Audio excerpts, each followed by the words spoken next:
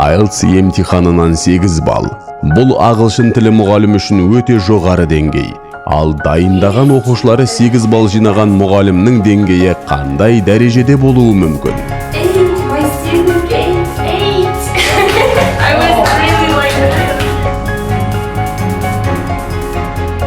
На протяжении 2 месяцев я готовилась в Мисс Шолпан к экзамену IELTS. Я набрала 8 баллов, что стало результатом нашего общего большого труда.